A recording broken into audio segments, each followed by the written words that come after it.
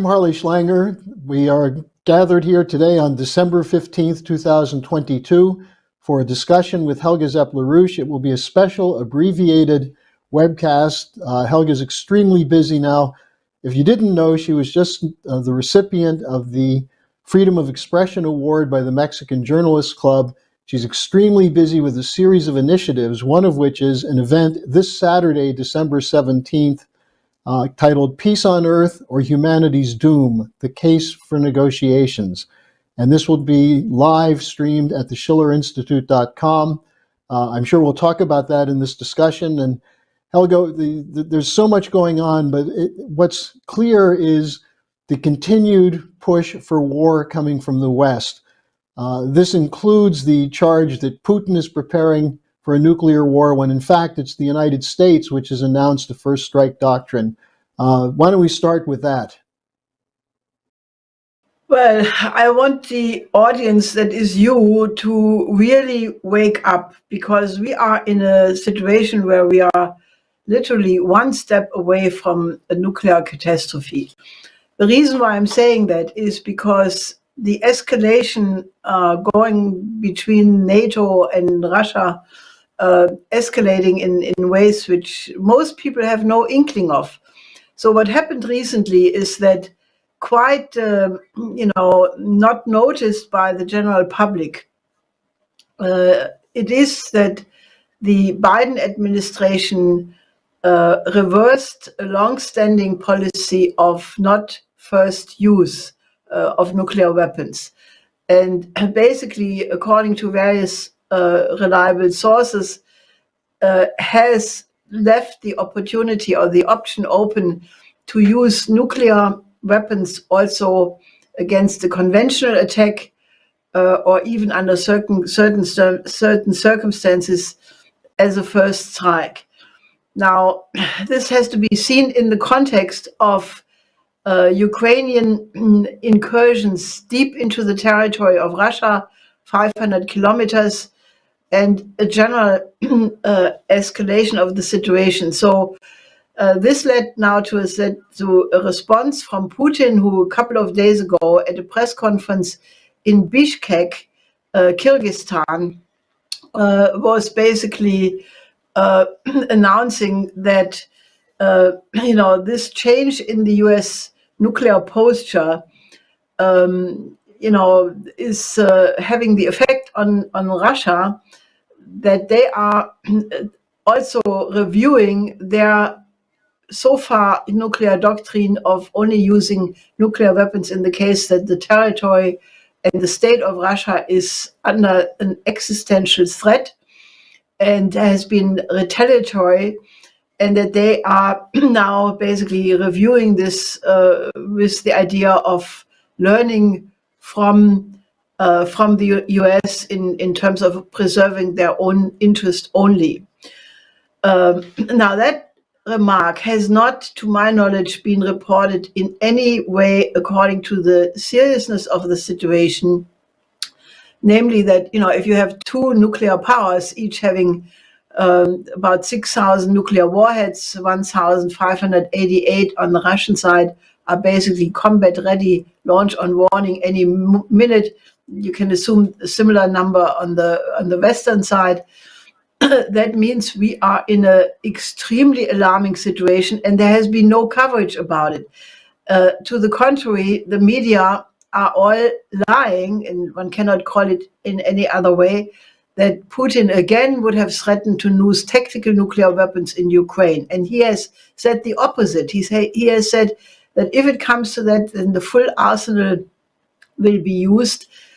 And, that at no point, neither Putin nor any other Russian official ever said to use tactical nuclear weapons in Ukraine. So, basically, what scares me about this, and I think everybody should be scared, is the fact that you have such a clear escalation and nobody of any standing is commenting about it. You have some people like, Colonel Richard Black, the former senator from Virginia, who is outspoken. Then people like Paul Craig Roberts, Richard Falk, all of these people have, and several more, have put out absolute alarmed statements, but they're not being noticed. They are basically not in the mainstream media, and therefore the general public does not know about this escalation. Now, this is why, the Schiller Institute has issued another call, this time to basically pick up on the offer of the Pope, which he made a little while ago and which was now reiterated by the Secretary of State of the Vatican, Cardinal Pietro Parolin, to offer the venue of the Vatican as a place for negotiation without precondition. Now, this is very important. There was also a conference in the Vatican 2 days ago, where Cardinal Parolin said we have to return to the spirit of Helsinki, and basically inviting people urgently, because of the danger of nuclear disaster, to return to diplomacy. And I think, given the fact that the Pope is the head of the Catholic Church, which has more than 1 billion members internationally, that he is respected by all Christians, but also the other religious leaders, and you need a place, a person, an institution, which can, provide a framework to step back from this extremely suicidal and dangerous escalation. So I have issued a very short statement, and this is will be linked under this video, and I would urge you, spread it as far as you can through your contact list, social media, and any way you can, and ask people to join this mobilization, because if there would be now many forces around the world supporting that, I think we could have an impact on the environment, because the Pope has made very clear that he's equally open to Russia and to Ukraine. As a matter of fact, he made the extraordinary step to apologize for a derogatory statement he had made last week about certain ethnic groups fighting especially cruelly. So he apologized. Now, I find this very, very important, that the Pope apologizes for something which he recognized as having been wrong. And this was immediately praised by the spokeswoman of the Russian Foreign Ministry, Maria Zakharova. And she said, for them, the incident is now over. Now, that is the spirit of the Peace of Westphalia, or Helsinki, if you want, because you have to draw a line and say, this is over, because otherwise, if you continuously escalate and then you end up in a certain catastrophe.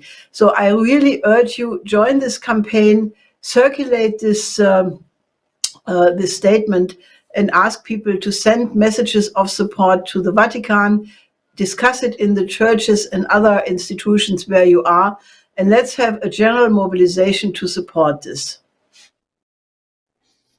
We'll also have a link under this video for the event that's coming up on Saturday so that people can organize for that. Now, Helga, you mentioned there's been no one of substance in general that's been talking about this escalation of the nuclear threat. What we have from Secretary of Defense Lloyd Austin is calling Putin's comments saber rattling without even saying what Putin actually said. But this is occurring in the aftermath of the revelations from former German Chancellor Merkel, saying that there was no intention to follow through with the Minsk Accord. It was the intent was to buy time for Ukraine. This created, as Putin said, an environment with zero trust. That's part of the danger, isn't it? Well, I must say that Merkel, has said that is really incredibly, revealing. While she was in office, I remember that many people always would ask me, so what is Merkel really up to? What is her intention? And you never could answer that with full clarification because, she was always sort of not really revealing her cards and played her cards close to the chest. But now she admitted that this was a charade, and with that she confirmed what former president of Ukraine, Poroshenko, had just said a short time earlier, that the entire Minsk negotiations or non-negotiations were just an effort to gain time for the rearmament of Ukraine. Now, I don't know if that's really what Merkel thought at the time in 2014, or is she just saying it now to please the Washington, government or whoever, that she never tried to trust Russia and she only did that to deceive them. Whatever her motives are, the damage is colossal. Because who can trust anybody in the West now if they say something? Pompeo had said it clearly that the CIA trained people to lie, to cheat, to steal. So that was a known fact. But even President Putin said that he was deeply disappointed in Merkel and in Germany that he did not expect that. So this is now a complete Trümmerfeld, this is a rubble field which could not be worse, and that on top of the statements by Scholz, which are really very continuously becoming worse, and the fact that now the US is threatening to send Patriot missiles to Ukraine, to which I think it was Peskov who said that makes these Patriot missiles in Ukraine a perfectly legitimate target. And the fact that, the Ukrainian soldiers are supposed to be trained for these Patriot missiles in Grafenwöhr in Germany makes Germany even one step more a partner in the war. This has to be opposed. And where is the peace movement? Where are people saying that they do not want to be annihilated in the Third World War? I think there is a terrible complacency, and even the idea that people are afraid to say something is not a good reason that they don't, because this is the existence of the entire human species which is at stake. So I can only repeat my call: join our mobilization before it is too late. Now, on this, just a couple of other things that are going on from some of the think tanks that are the pro-war think tanks. There's a term going around, premature negotiations, that there shouldn't be negotiations because Russia would just use it to buy time. Again, stating what the West did and attributing it to Russia. But also from the Baltic states, the comment came out that Macron and Scholz, even referencing the possibility of negotiations, are going soft. Now, in this context, Helga, you laid out the 10 fundamental principles that would be the basis for actually establishing peace. I'm sure this will be part of the discussion at the Saturday event, but this is actually the quality of discussion that's required now, isn't it? Yes, basically because the entire trust and confidence is completely shattered. I mean, the only way how you can remedy the situation is that you put up a proposal for a new international security and development architecture, which has to be based on principles which are agreeable to every nation on the planet, and where people recognize an honesty and a sincerity of all people who are negotiating a peace.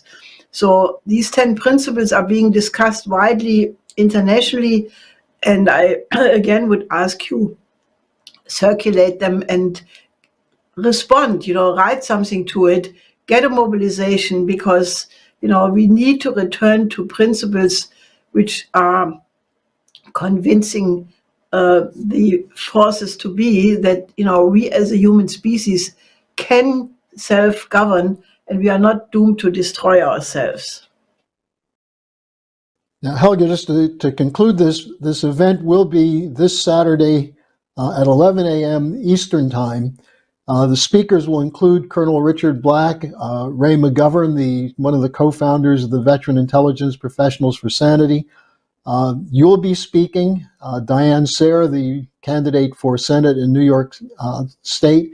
By the way, Diane has announced a new campaign against Gillibrand, so she is now still a candidate for U.S. Senate. I'll be participating. Is there anything more you want to say about this conference? Because I think what you've just laid out makes it so clear that if we're going to expect more people to speak out, it's going to have to come from pressure from the bottom, from the population.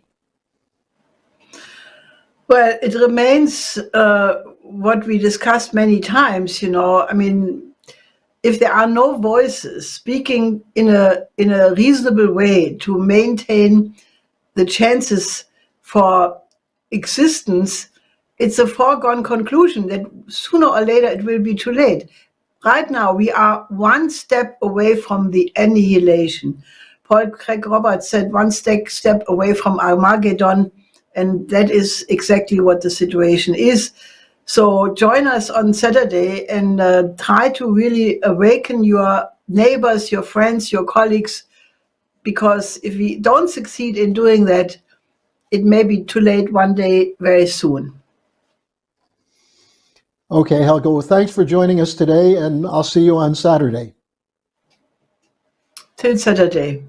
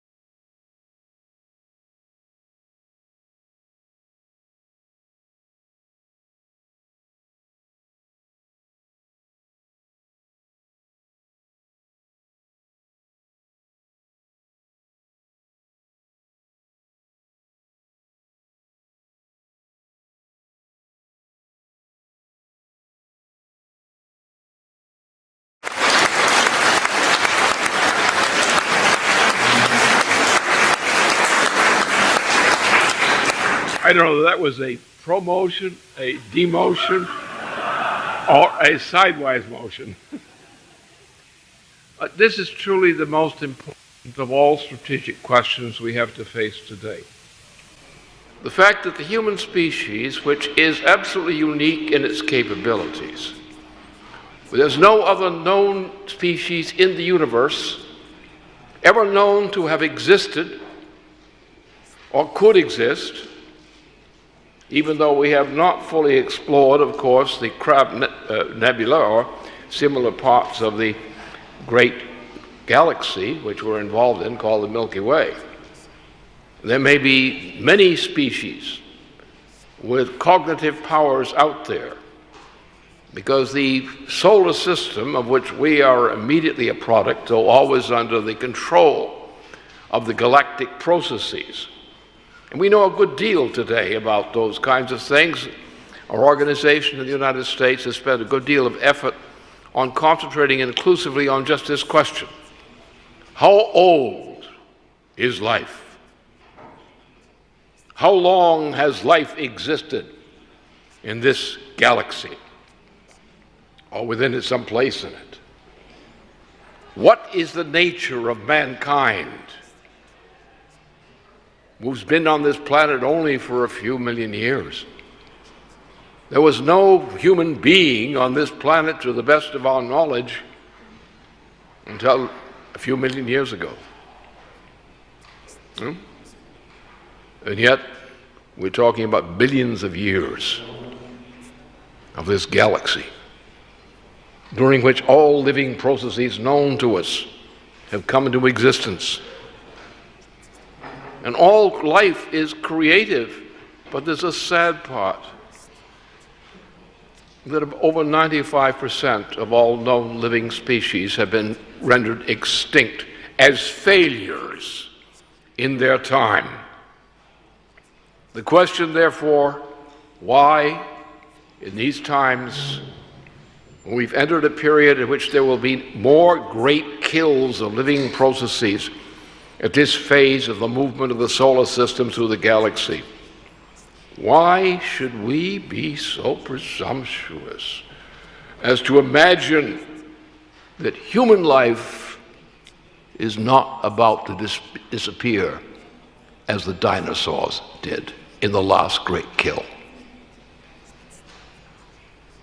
What is there about human beings that says they're not just another animal species ready to get to the chop in the course of their time? The answer is a very little known question. Most people don't have an inkling of what the answer is. As a matter of fact, our societies are run on the basis of people who have no inkling what the human species is. All they can come up with is an explanation of some kind of an animal, with animal characteristics, of pleasure and pain and things like that, that might control the behavior of this animal. So why should we expect that we have a right to claim that the human species is going to survive the approaching point of a great kill in the course of the movements of the solar system up and below and around the galaxy we inhabit? How do we know that this 62 million year cycle is not going to take the human species away, as it's taken so many away before, and then before that, and then before that? And here you all these people talking about politics, they're talking about issues of politics, they're talking about practical opinion and public opinion and differentiations and costumes and all those kinds of things. And here we are, we're approaching the time of the great kill, where everything about us may suddenly disappear. So what are we worried about? If we're going to disappear, why do we worry? Why do we fight it? What is there in us that is not in other living species known to us, that might somehow miraculously pronounce a destiny for our human species which we grant to no other living species? The name for that specific quality which we know in the human species, which does not exist in any other known living species. There's a quality of creativity which is absolutely unique to mankind. And if you're not creative, and if you don't understand creativity, you haven't got a ticket to survival yet. Because creativity won't save you unless you use it. All you have to do is adopt a zero growth policy, a zero technological growth policy. I can guarantee you, your extinction will come deliberately on time. I don't know what the time is, but it's soon, in terms of geological and galactic time. So what are you living for? Why do you believe there's a future for your species? Why do you believe you should have grandchildren? Why should you exist? Now, how often do you hear the question which I have just posed discussed in policy making of nations? Here we are, the most important thing for any species to consider, its extinction and the possibility of not becoming extinct.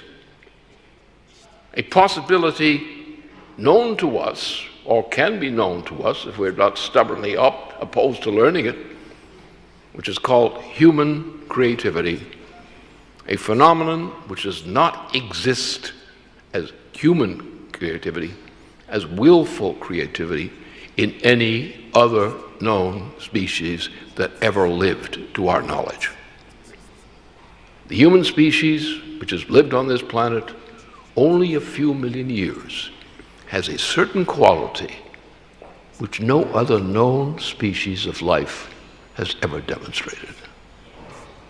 And unfortunately, among human beings, there's a very limited interest in the subject. They talk about creativity in all kinds of things. A different design of garment, for example. A different design recipe for cooking. These are all considered inventions or discoveries of principle. They're not. Whether you wear your skirts upside down or not is irrelevant to the question of species existence. It may be entertaining, but it doesn't have much pertinence to species existence.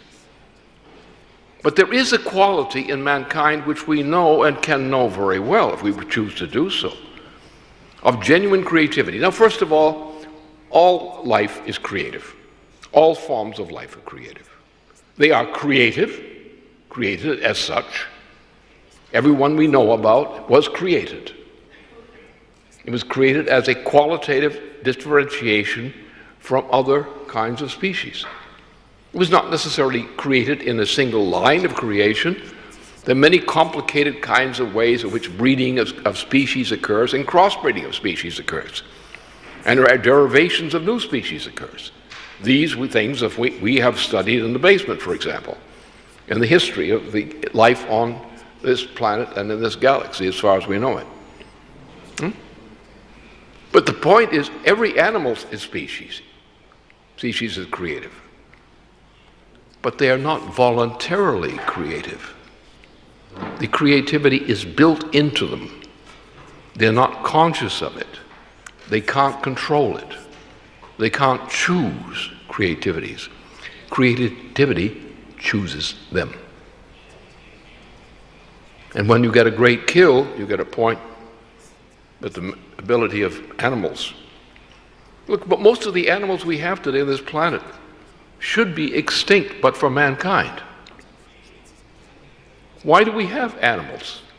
Because we promote, artificially so to speak, we promote their existence on this planet. We want cattle, we raise cattle. You want milk? Raise cows.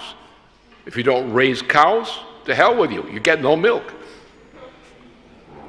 All our foodstuffs and many other things about animal life and plant life are things that mankind chooses and recognizes as necessary to mankind, and cultivates and uses those things which are useful to mankind.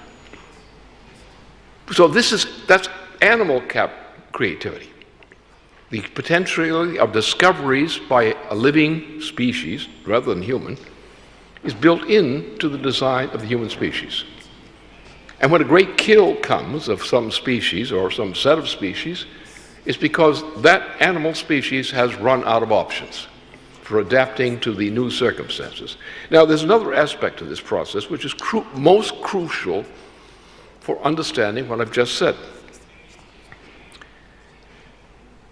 That the existence of life, and specifically human life, on this planet depends upon a natural degree of creativity. That is, an upward quality of evolution. Now, you have behavioral evolution in forms of adaptation. This occurs in the creation of new states of nature, automatically. Animal life, plant life do this. But then you come to the point that that whole system has come to a categorical close by the introduction of either exhaustion of resources of a certain kind or a new condition in the galaxy, like a galactic period. When our solar system goes through a different arm of the galaxy, or when the solar system moves above the level of the galaxy as opposed to being below it where it's more protected. And so the point is, we find that in order for mankind to live, we have to increase what's called the energy flux density of mankind's willful change in the character of the environment. That is, for example, mankind is distinguished from other species, first of all, by the voluntary use of fire. No animal, member of the animal kingdom, no tree, no form of plant life ever willfully set fire to itself. So the characteristic of mankind has been going from the simple burning of things to assist human existence to going to higher forms of combustion. We went from burning shrubbery, which is probably our most ancient ancestors did as our species. We went to charcoal and so forth. We went up to combustion of coal, of coke, and so forth. And all the way, each of these steps on which the progress of human existence has depended has gone to a higher level of what is called energy flux density. That is the cross-sectional temperature at which combustion occurs. And the ability to maintain human life and to maintain the growth and extension of the human species depends on going to constantly higher levels of what we call energy flux density. Now, we have recently entered a period in which the continuation of human life on this planet, even without any galactic changes, absolutely requires not only nuclear fission as a basic source of power to be applied to the needs of life. We've now entered a period where nuclear fission power by itself is no longer sufficient. We now have entered a period where for mankind to survive, we must begin to operate on thermonuclear fusion as a power source. And beyond that, we must look forward to developing access to another technology, which is called matter-atom reactor. These are all characterized by the cross-sectional value of heat is increased in intensity. So a society which is going to windmills is a doomed society. A windmill society is a mass suicide society. You haven't got a chance. So the universe is vectored. The existence of life on this planet is vectored. Only the mankind as a species which is capable of organizing its productive forces on the basis of higher levels of energy flux density.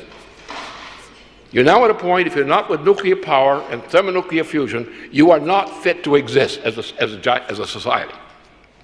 Because to maintain mankind today, we can no longer depend upon coal, oil, and certainly not windmills. That's a very quixotic idea.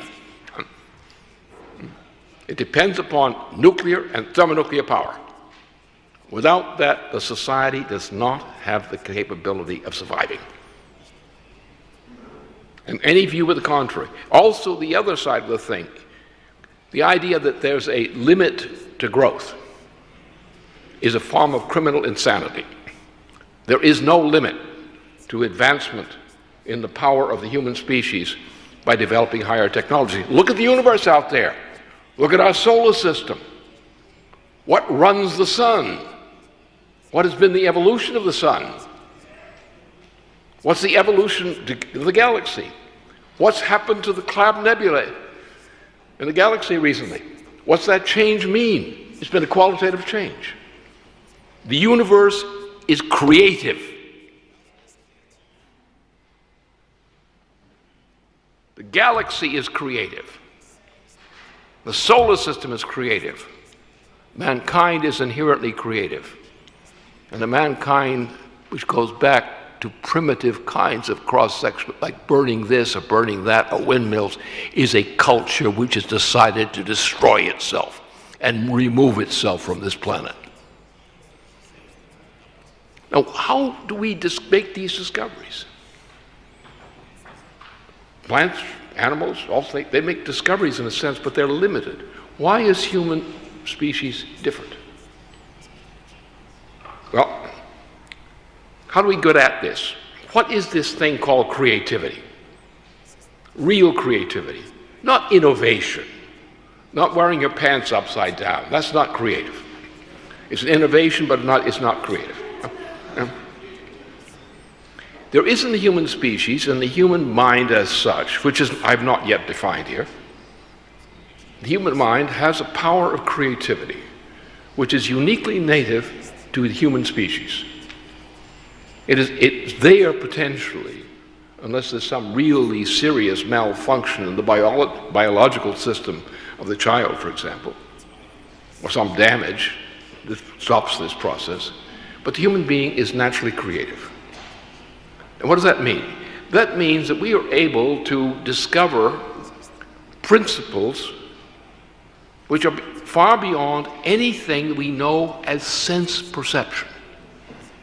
To the extent that man believes that the five senses determine what you are, is being a fool. There is a different aspect to true creativity. Now, for example, in physical science in general, the obvious thing is the thermodynamic model of it. That mankind is able to discover controllable nuclear fission as fire, other things before that. But how does this occur? What form does it take? What is creativity? How can we recognize it in ourselves? Well, you got a problem. What makes us stupid? Why do we behave stupidly most of the time? Because we believe in sense perception. That makes us stupid. We believe that the experience of merely five nominal senses is the test of reality. Now that's monkey business, not human business. Monkeys believe in that. And monkeys will always believe in that. But if human beings do that, they're making monkeys of themselves. We don't have five senses. When the baby is born, if it's not damaged in some way, when this infant is conceived, the baby is born, the baby has what we call five senses, the baby human being. In that sense, we have some advantages over the non-human animal species, but we have some deficiencies. For example, if you were a bird, a human being, trying to fly like a bird, not only would you have lacked wings to do that, you didn't come with you may arm your armpits out of that way, air them out that way, but that's not going to enable you to fly by your own power. That's not built into your species. But the damn birds know something you don't know. The birds know how to fly north and south. They are adapted to a sense perceptual power equivalent to human sense perception, by which they follow certain pathways in the cosmic field of radiation. And unless that cosmic field of radiation is disturbed, they will always come to the same direction. Same thing happens with fish. When you get a mass fish kill on the Pacific coast in California, it occurs because the fish find their way through the sea according to cosmic radiation currents. And when the currents go astray, the poor damned fish come into some inlet in California, exhaust all the oxygen of the water, and the fish die in a mass fish kill for the suicidal act of getting too congested in one little small area and not being able to get out of it. Pigs are very good at detecting earthquakes. As the Chinese used pigs, this characteristic of pigs, on earthquakes as a precursor of an earthquake. And many people in China, in one instance in particular, their lives were saved because they listened to what the pigs had to say. Because the pigs, shall we say, squealed that the earthquake is coming on. And the Chinese listened to their pigs and said, okay, and they moved the people away from the area of greatest risk. And today, in dealing with earthquakes, the greatest advantage we have is that we have learned to learn something from the beasts. We have learned to recognize that there are certain abilities which we can bring onto being synthetically. We do not have these capabilities in ourselves, but we have human minds. We're able to develop instruments, and we're able to recognize some of those instruments which in the field of cosmic radiation indicate to us what is happening. Now, what has happened to mankind to make the great changes are generally referred to as discoveries of universal physical principles. Now, this means that the five senses went out of fashion a long time ago.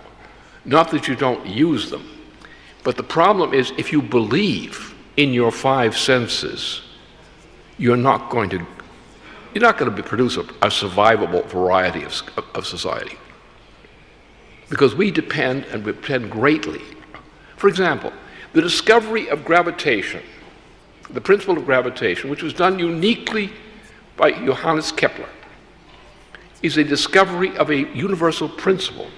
And Kepler's discovery of gravitation has influenced many other forms of attention. Today, with the nuclear developments, especially with the development of NASA, mankind went out into nearby space and began sending instruments into nearby space. Today, we depend upon many kinds of synthetic and other kinds of electronic instruments. We depend upon not only instruments, we depend upon the discovery of uniquely accurate physical principles. So what we call physical principles in chemistry and physics and so forth, these we begin to use as if they were organs of sense. Like we can predict the probability of earthquakes in certain areas. If we could get more instruments and better instruments, we could make a closer and closer approximation of some of these phenomena. But what's the basic thing here? The basic thing is the difference between man and the animal species. And every kind of species have its own particular selection of the equivalent of sense perceptions. Mankind is able to voluntarily acquire these additional powers of sense perception or perception. And thus, the problem we have today is your typical person in a badly misinformed society believes that truth is defined by evidence of five inborn qualities of senses common to mankind. And that ain't true. If we believe that our five senses and the brain as understood as a function of five senses is what is the human mind, we're not human yet. Or at least we don't know what human is yet. This year, the Biden administration reversed the long-standing U.S. policy that prohibited the first use of nuclear weapons. That means that now the U.S. may at any time launch a surprise nuclear attack on Russia, a nuclear Pearl Harbor, raining down hydrogen bombs on pedestrians in Moscow and St. Petersburg. That will, of course, signal the start of World War III, triggering a nuclear holocaust that will end all human civilization. In response to this newly aggressive policy, President Putin of Russia has been forced to consider adopting a dramatic change to Russian nuclear doctrine. And no change is certain yet, but if it's approved, Russia would counter Biden's radical new policy with a first strike doctrine of its own. Started this ill-advised game of nuclear chicken by approving a doctrine that allows the U.S. to launch nuclear surprise attacks. Russia is deeply concerned because NATO has moved its nuclear weapons ever closer, encircling the Russian Federation with missiles. At the same time, the U.S. has allowed, we don't know, perhaps encouraged Ukraine to launch provocative drone strikes deep within Russia in an attempt to destroy Russia's nuclear deterrent forces. Russia is a nuclear superpower with 6,000 nuclear warheads. 1,588 of them are ready for immediate launch at any time. A robust second strike capability would survive any American surprise attack on Russia. That second strike capability could rain down hydrogen warheads that would destroy New York City, Washington, D.C., the Pentagon, and hundreds of other targets across America. At the same time, Russia's submarines armed with nuclear missiles would shower down warheads on Europe, hitting London, Paris, Rome, Berlin, Madrid, Amsterdam, Brussels, Warsaw, Kiev, Stockholm, Oslo, Helsinki, and Bucharest. All would be incinerated, blasted to ruins, and swept by massive clouds of radioactive particles that would rain down on smaller cities for weeks. Many nations in Asia, like Japan, Australia, South Korea, would be exterminated too. America's first use nuclear doctrine may spell the end of mankind. We must draw back before something triggers a colossal war. Now, the ongoing battle for Bakhmut in Ukraine has gradually become a disaster for the Ukrainian army.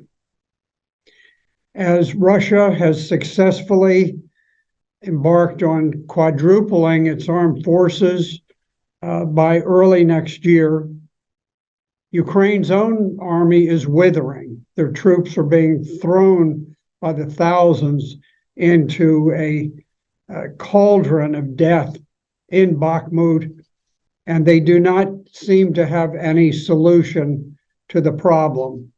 Russia is winning in Bakhmut, Ukraine is losing in Bakhmut, and this proves or indicates that it is becoming a major strategic battle within the war. Now, even General Mark Milley, the chairman of the Joint Chiefs of Staff, admitted that Ukraine is unlikely to make further advances against Russia's forces.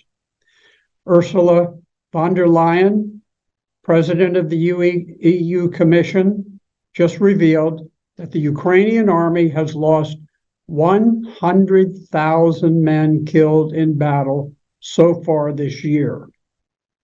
And although she equivocated later under pressure from Ukraine, from President Zelensky, There are published soldiers' obituaries that have been tallied up, and they back up the original 100,000 figure.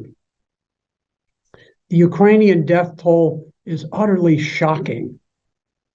An entire generation of Ukrainian men is dying in battle today.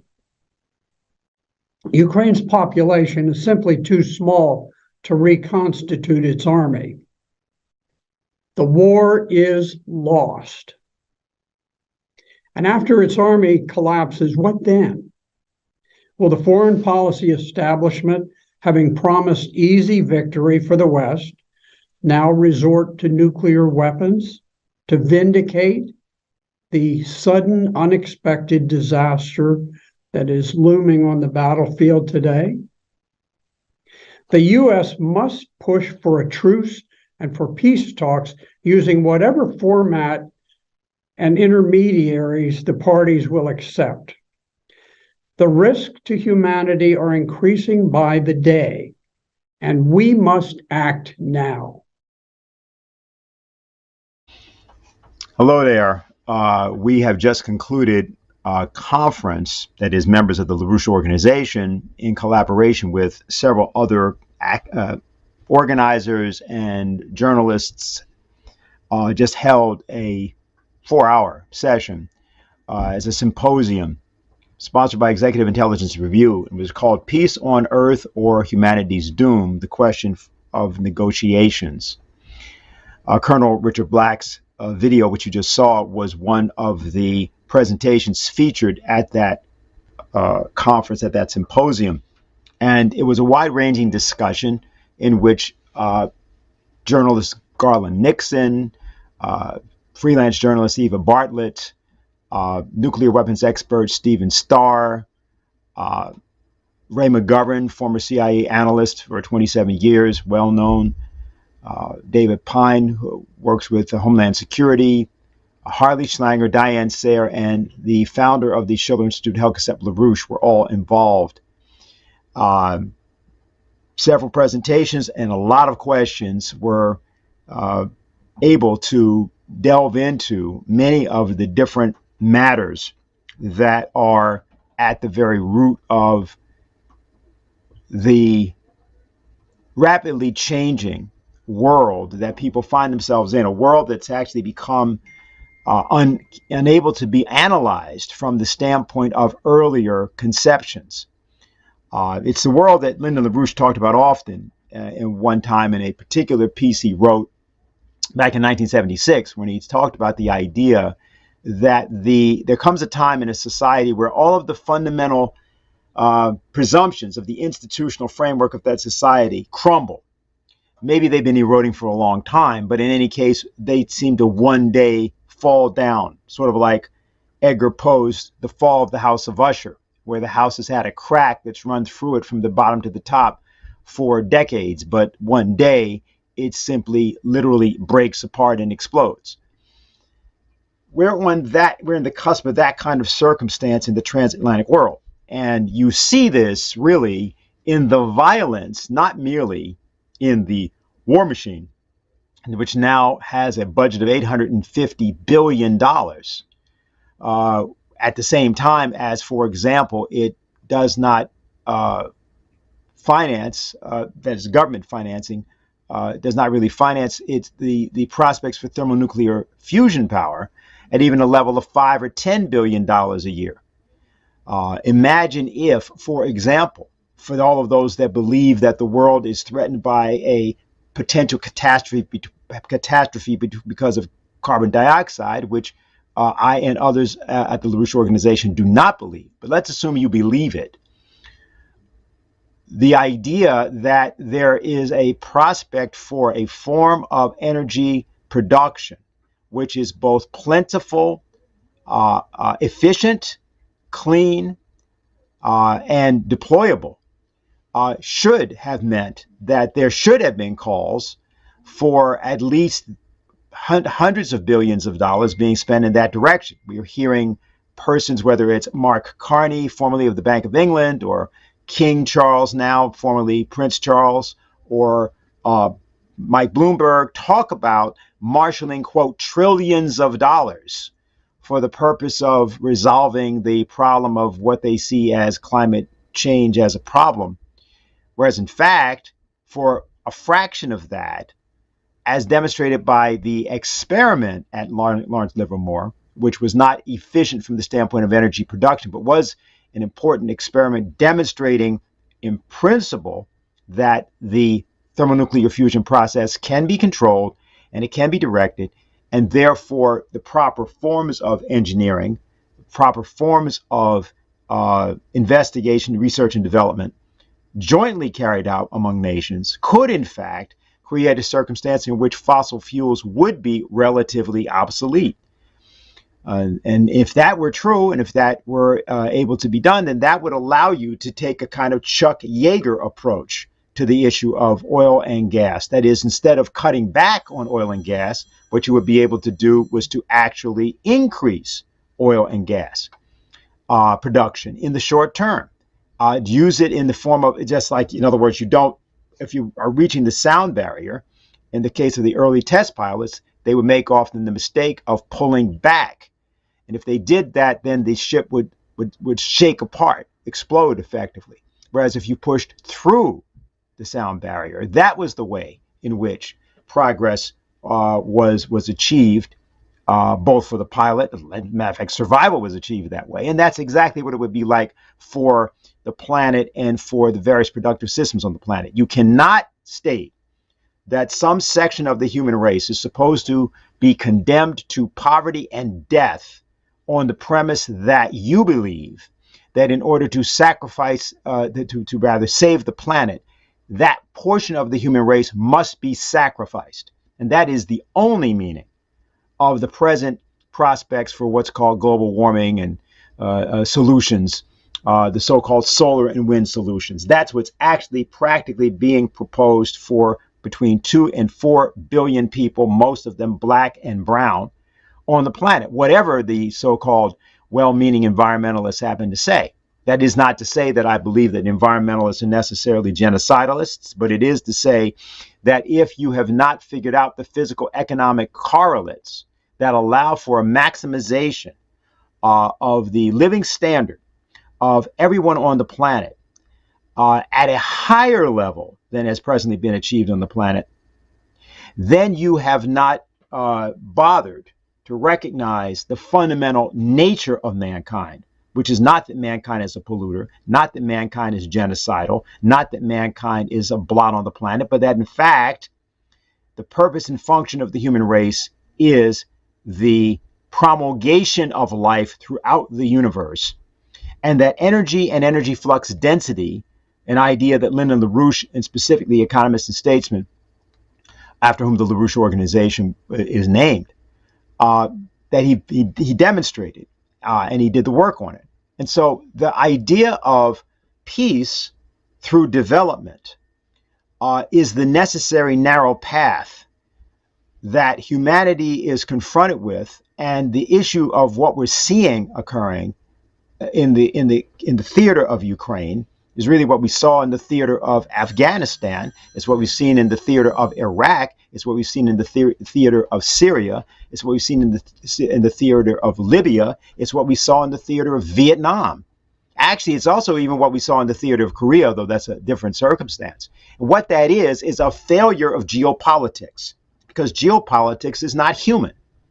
Geopolitics is inherently racist because it is inherently bestial.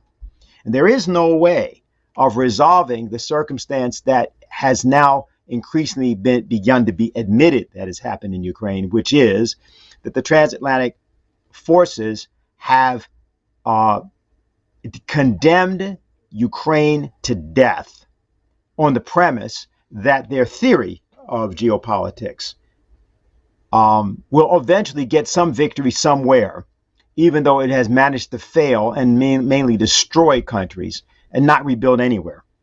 But this is now there's a larger implication now. And what the issue involved is that we're about to see, we've converged upon a circumstance in which the Third World War, which is already being fought in pieces, as declared by Pope Francis, is something that we must avoid. And In the recent days, because of actions taken particularly by the Vatican with respect to the nation of Russia, including an extraordinary apology by Pope Francis for some remarks that were made by the Pope on behalf of the Pope, which were then apologized for by the papacy, by the Vatican, and that apology was accepted by Russia.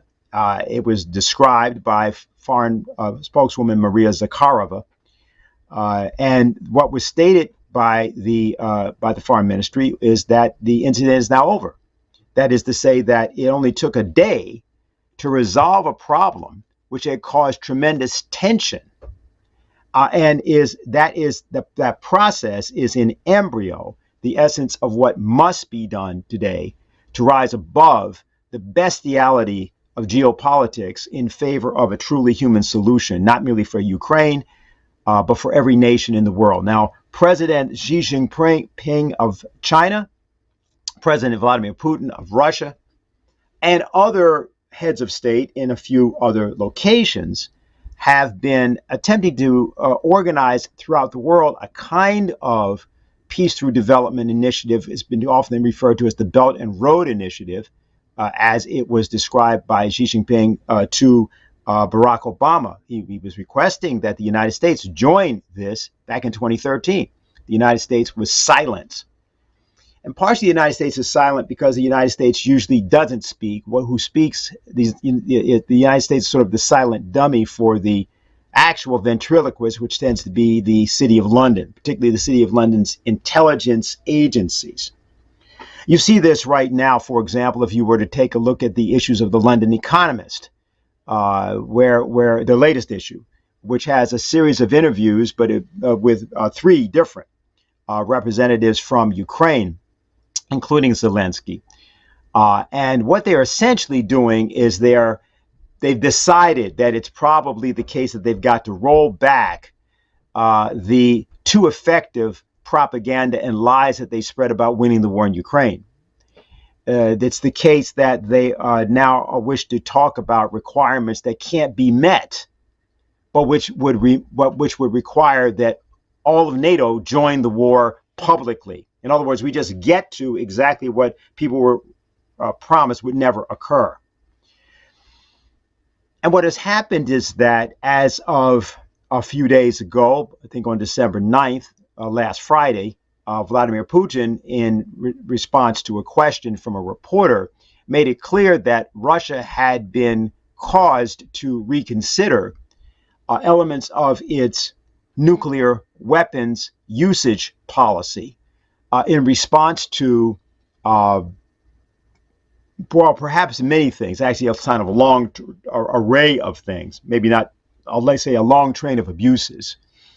Whether we're talking about the seizure of over $300 billion of Russian wealth seized in banks, or we're talking about the ignoring of the Minsk Accords, or we're talking about the assertions by Angela Merkel that the Minsk Accords were never to be taken seriously, or we're talking about other things that could be cited.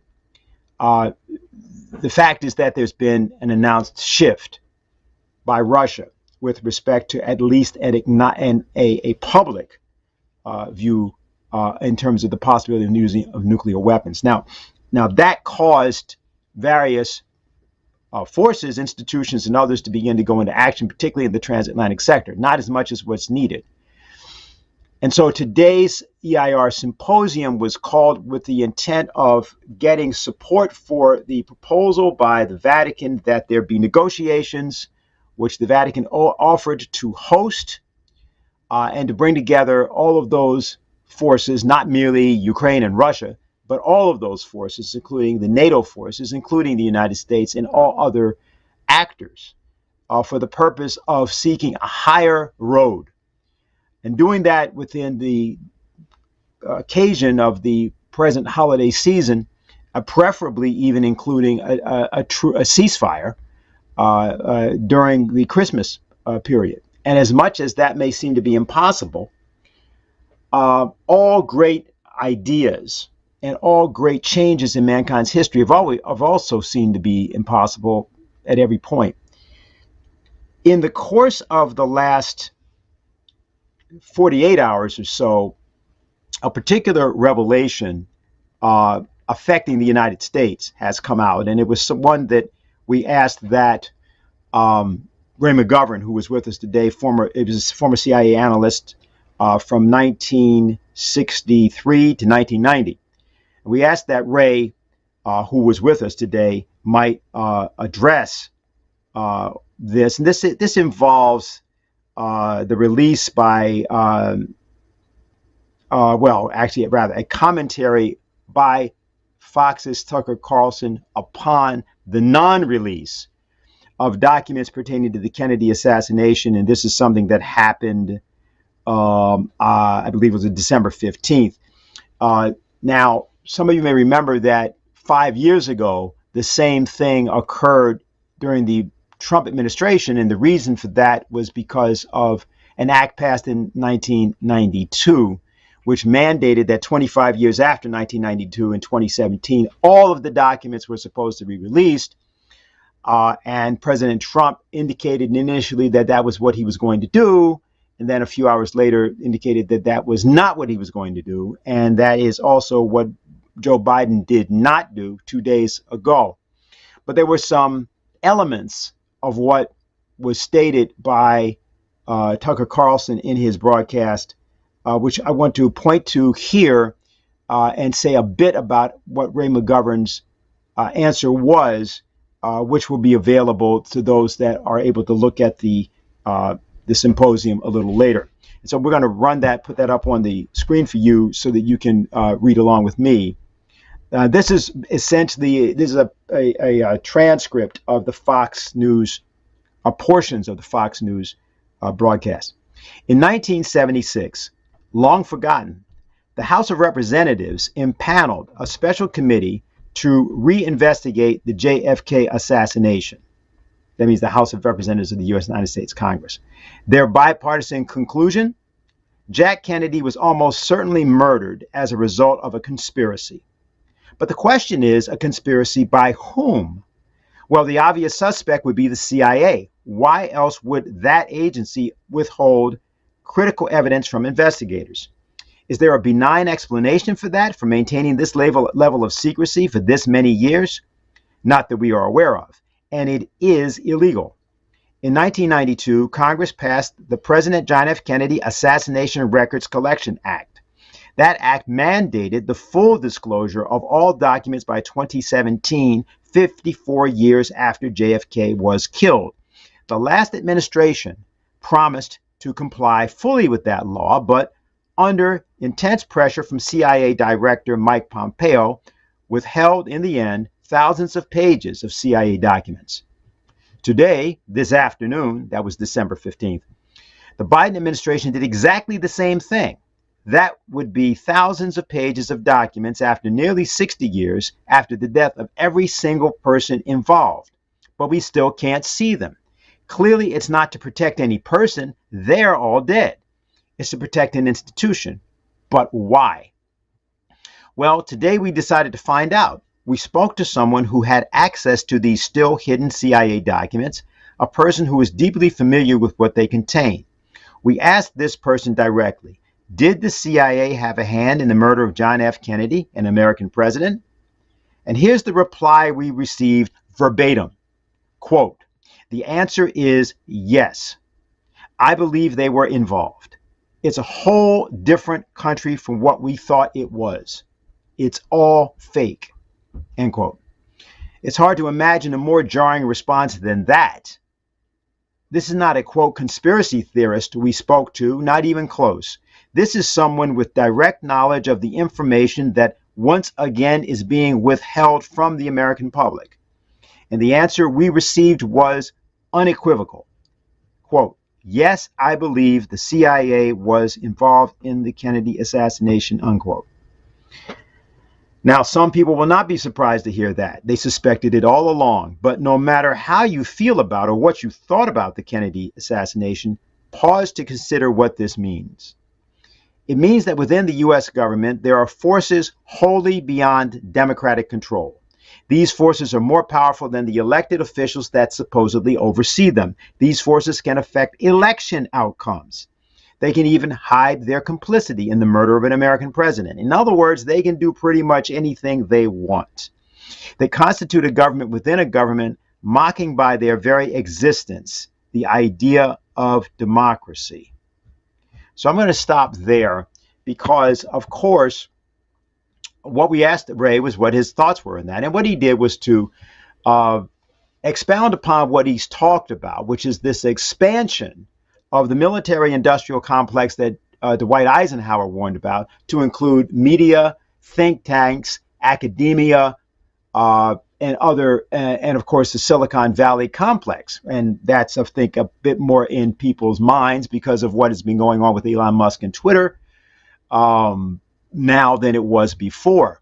It should simply be noted that all of Silicon Valley, that is to say, the very idea of the internet and what was derived from it, was all from the Department of Defense in the first place. And as has been testified to often in either with the LaRouche organization programs or other programs by former NSA technical director Bill Binney and others. The National Security Agency actually has the capability of monitoring absolutely every communication that comes into the United States. That Binney and others are convinced that Julian Assange, of course, is not guilty of what he is. Well, he's not guilty of colluding with Russia. That's for certain, because it would have been impossible for Russia to actually hack the DNC accounts computer. This is something that Bill Binney has talked about for 5 years, and the person to whom he spoke about that was Mike Pompeo. I should indicate that what was otherwise indicated by Tucker Carlson at the conclusion of what he had to say is that he had requested that his good friend, Mike Pompeo, come on the show, but unusually, because the university never turns down invitations to come on to television, he declined. So the role of Mike Pompeo in the cover-up of the circumstance around the so-called Russiagate, which never occurred, and his role not even 2 months later in the suppression of the files around JFK, are of a piece. And they're of a piece with the problem of whether or not the American people have a independent presidency presently in the White House that is capable of negotiating or navigating peace. Well, rather than sit around and ask that question, it is incumbent upon every citizen to act as each citizen has to act. Now, there's some things that we can say about that, because there was a sort of example of this. I just want to reference the now deceased for about 50 years congressman from Harlem, Adam Clayton Powell Jr. Adam Clayton Powell was a minister who had inherited his father's Abyssinia Baptist Church, which was, at the time that his father built it, the largest church in the United States. And he became a congressman, but he had a unique independence from the Democratic and Republican Party because his entire base was his church, and his church was in the tens of thousands. And Congressman Powell told a story. He had a sermon called "What's in Your Hand?" And I want to reference one element of that and then reference something that he did, which was an image of the same idea. He said, "A young slave boy stood one day before the greatest ruler of his day. And God said to Moses, 'What's in your hand?' And Moses said, 'Lord, I've got only a stick. That's all.' He said, 'Well, let me use what's in your hand.' And God used that slave boy with a stick in his hand to divide the Red Sea, march through a wilderness, bring water out of rocks, manna from heaven, and bring his people to freedom land. What's in your hand?" Now, Powell himself did something in 1955 when the United States State Department basically severely discouraged American involvement in the Bandung Conference, the Conference of Non-Aligned Nations, These are the nations, particularly of Asia and Africa, such as existed at that time, who met. And what happened was that Powell defied the State Department, which was inferring that anyone who went to such a meeting was a communist. And he went there anyway. He was the only American representative. And actually, importantly, at the point during the conference where the United States was being attacked in certain ways around certain matters, Powell staunchly defended his nation, even as he endorsed the objectives of the Bandung Conference. When he returned, Powell returned to the Congress to a standing ovation. Powell, who led the chair of the House Labor and Education Committee, was the most productive congressman, at least up until recently, of any Congress, his committee that was the most productive committee of any committee that had ever existed in the United States Congress. He was a flamboyant, colorful figure, but there was something very specific that he had that we are presently lacking in the United States in the Congress. Let's say we can call it guts. Some people would refer to another portion of the anatomy, but we lack it, and we don't seem to have it among anyone. There are people who bluster, but there are not people who are proposing to respond to the proposals that were made by Xi Jinping, and in a different way by Vladimir Putin as well, in the form of the Eurasian Economic Union, or in the form of the Belt and Road Initiative, or for that matter, in the form of earlier proposals pioneered by the late economist and statesman Lyndon LaRouche with the Reagan administration back in 1983, the Strategic Defense Initiative proposal. And that proposal may not be applicable today in the way in which it was 40 years ago, precisely because of the kind of cauldron of distrust that's now spread throughout the globe. And because of the kind of cultural degradation you see in the United States, whether you're seeing it around the legalization of marijuana, which by itself one might say is well, what do you mean? Well, you see it around cyber entertainment. You see it around the collapse of the education system. You see it behind the fact that you don't have a health care system in the United States. A form of moral decadence and violence toward its own population, which is the mirror image of what it does in these wars. That, however, is something to which most people are blind in the United States.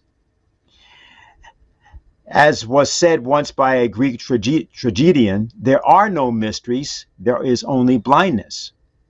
And that's what the problem is of the issue of stumbling into blindly thermonuclear war today. So in the presentations you've already heard from Helga Sepp-LaRouche, from Colonel Black, from Lyndon LaRouche earlier in today's program, you've been given the framework for what the task is that lies immediately before us. And here's what that is. We fully and thoroughly support what Pope Francis is trying to do with the idea of peace. As was said by Garland Nixon today, he said, if anybody is putting forward anything in a circumstance like this, what you do is you grab it and work with it. You can have problems with the person, you can have disputes with the person, you may even have fundamental disagreements. But if it comes to the question of fighting together to preserve the existence of the human race as a whole and life as a whole as we know it on the planet, then any other matters are secondary to that. They can be discussed. They should not be swept under the rug. And there may be apologies that need to be issued. And there may be other forms of conferences that may have to happen. There may be actual fights that have to occur of perhaps violent nature in one sense. However, they cannot be allowed to overshadow the greater good. And that greater good is the issue of being able to, in fact, find a higher road, which will refute the geopolitics of NATO, the geopolitics of the European Union, the geopolitics of the fanatics that would bring back a form of fascism and claim it's being done by Russia, when in fact it's being done in the obvious way it's being done, with the people with the insignias and the uniforms and all of those things. So in conclusion, we just wanted to bring that in to bring people up to date as to what had happened. That conference and symposium will be shortly available. We want to thank all of you for tuning in today for the LaRouche Organization's Manhattan Town meeting, and we'll see you again next week.